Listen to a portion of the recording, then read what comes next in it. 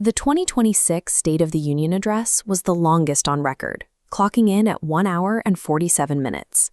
It arrived at a moment of acute economic anxiety, with the president speaking to a nation deeply divided over inflation and rising housing costs.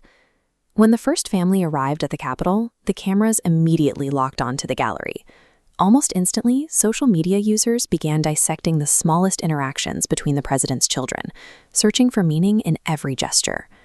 A brief exchange between Barron and Ivanka Trump triggered a lip-reading frenzy.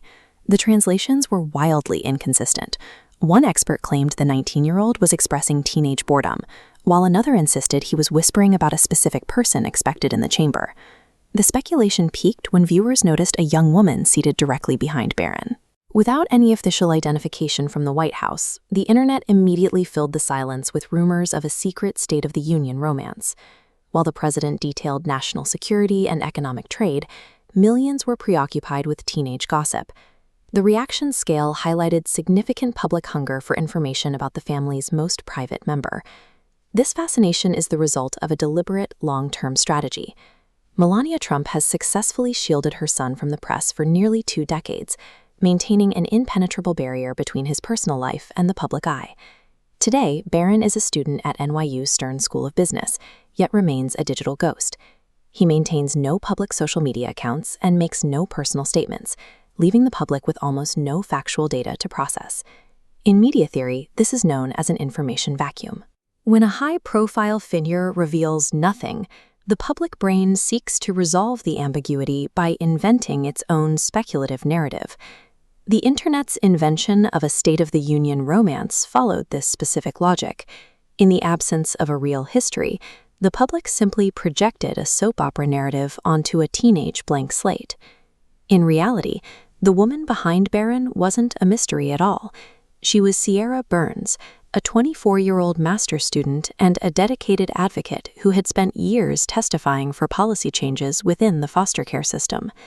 She was seated in the presidential box as a special guest of the First Lady. Her presence was a calculated nod to a new initiative called Fostering the Future. Shortly before the speech, the president signed an executive order designed to provide career resources and educational vouchers for children transitioning out of foster care, a direct policy outcome of the work Burns had championed. It is a deep irony of the evening. Millions of Americans hyper-analyzed a fabricated romance while entirely overlooking a substantive, real-world policy initiative taking place in the exact same frame. But there is a reason the public was so quick to believe Barron was making a public move. While his personal life remains hidden, his political influence has begun to surface.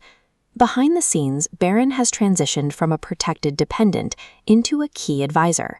He has been credited with shifting his father's media strategy toward non-traditional platforms to reach an entirely different audience.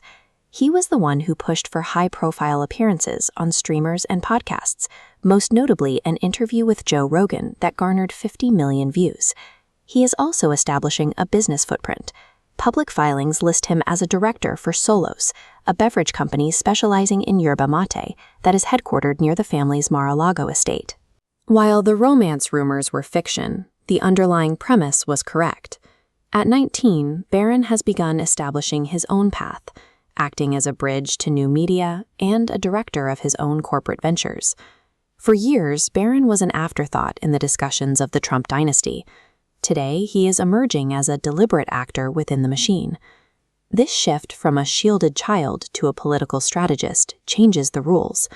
By taking an active role in the administration's strategy, he is effectively inviting the level of scrutiny his mother worked so hard to avoid.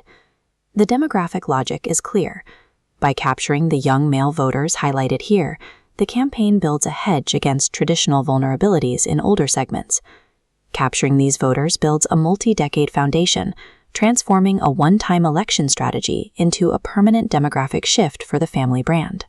As his business interests and political advisory roles grow, the protective barrier around his life will continue to erode.